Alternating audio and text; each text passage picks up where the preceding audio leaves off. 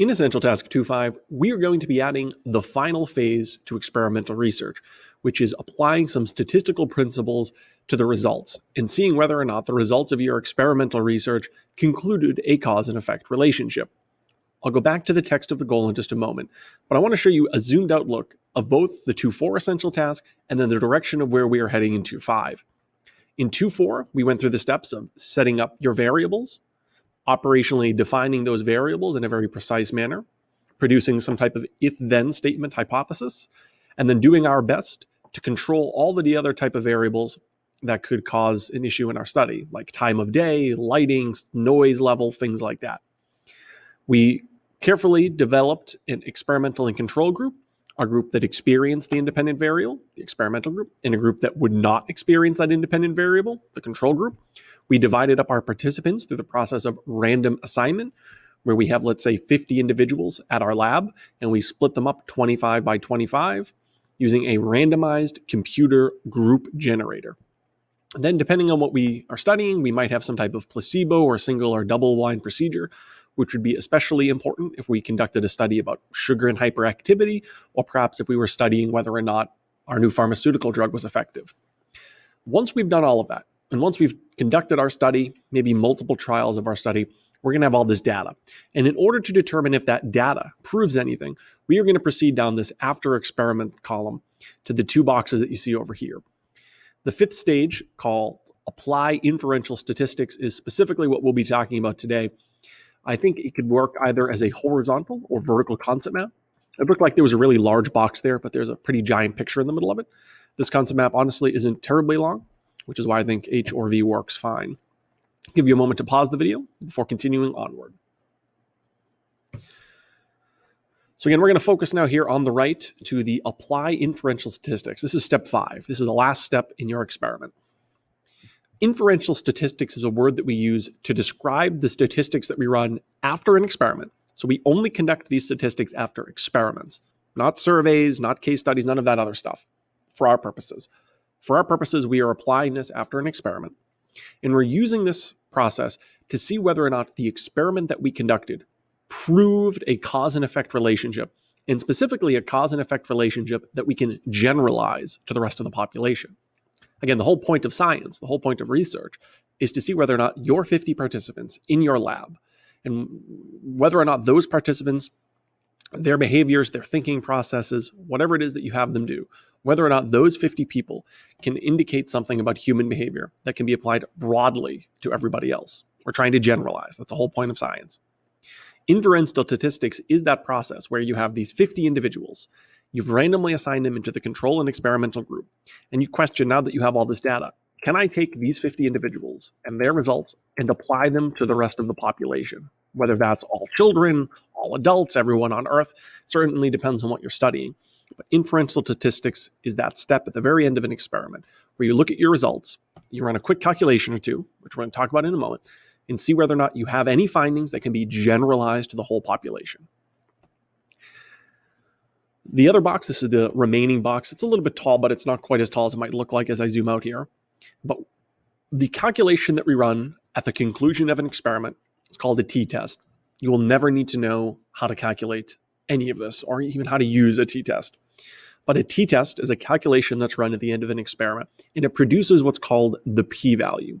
And again, you will never be asked to calculate this.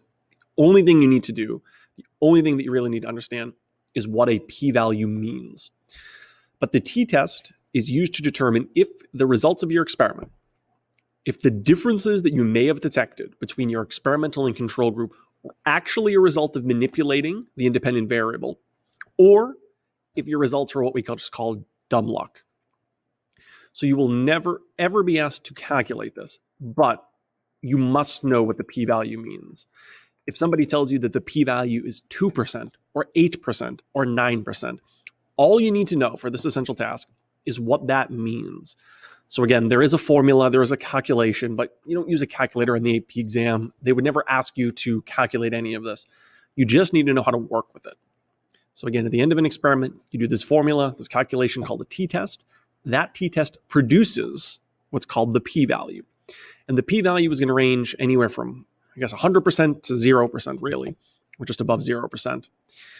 If you calculate your p-value and it is anything above 5%, so anywhere from 5.1% all the way to 100%, so 8%, 9%, 12%, 30%, anywhere in that range, it basically means your experiment failed to prove anything. It means there may have been a difference between the control and the experimental group. There may have been a slight difference, but the difference wasn't that significant. That difference wasn't a big deal. The difference was probably just a result of dumb luck or chance. It means that although there may have been a difference, it wasn't a significant enough difference to definitively use the word cause. So it basically means your experiment was a dud. It just simply didn't prove what you hoped it would have proved. Anything from 5% and above. 5% above. So not 5% itself is actually good, but anything above 5%. Oftentimes you can see this written by decimals, so make sure that you're familiar that 0.051 is 5.1%, the same way that 0.8 is 80%. So be familiar with your decimals while working with this. The final portion of this concept map, so this is the last part, and this is really the big important part, is if you do get 5%, that's why I have this shift in color to green, that 5% and below range is a big deal. And that means you've conducted an experiment that's what we call statistically significant. It means your p-value, the calculation that you run at the end of an experiment, yielded a result of 5% and below. So 0.05 is good, 0.04, 0.01, or it could just be referenced as a percentage, 2%, 3%, etc. However it's written, whether it's decimals or just by percentage, a 5% and below p-value means you've conducted what's called a statistically significant experiment. And what that means is that you actually did prove cause and effect. You actually conducted an experiment where your manipulation of the independent variable actually caused a change in the dependent variable. You actually found a cause and effect relationship. So if I'm studying a pharmaceutical drug and I'm determining whether that pharmaceutical drug reduces levels of anxiety, when I conduct my study, I've got 50 people, I split them up 25-25 with a random group generator. Maybe I'm blinded and maybe they're blinded, so nobody knows if they're getting a real drug or a fake drug. And at the end, I get to look at all the results. I calculate my p-value using a t-test, and I get a p-value of 3%. That means that I proved that my new drug does cause a reduction in anxiety. I actually found out that my manipulation of the independent variable, the drug that I'm intentionally administering to my participants, did cause a change. Sugar doesn't cause hyperactivity, but let's say I did conduct a study on sugar and hyperactivity, and I found a p-value of 4%. That would mean that I proved sugar causes hyperactivity. Over the course of this unit, I've been stressing that the word cause is a very important term in psychology, and it takes a lot to use that term, whether in psychology or any science, but this is where we can use it. If you have calculated the p-value at the end of an experiment, and that p-value is 5% or below, anywhere in that range, 0.05 and below, you can actually use the word cause. You did, in fact, find that manipulation of the independent variable causes a change in that dependent variable, and it just wasn't luck or chance.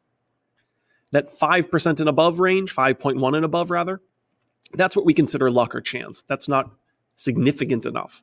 The difference between your experimental and control groups wasn't big enough to confidently use the word cause. When it's 5% and below, though, that's the range you're looking for.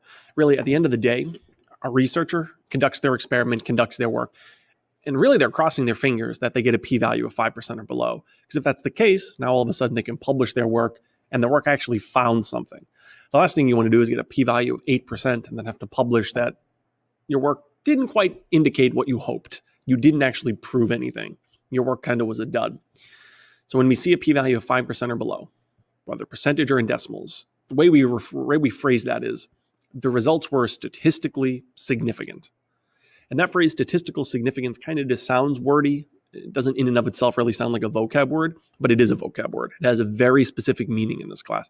It means your experiment proved cause and effect. It means the independent variable did cause a change in the dependent variable. So as long as you can identify that 5% or below range, are familiar with that word statistical significance, that's all you need to know for that last step in conducting an experiment.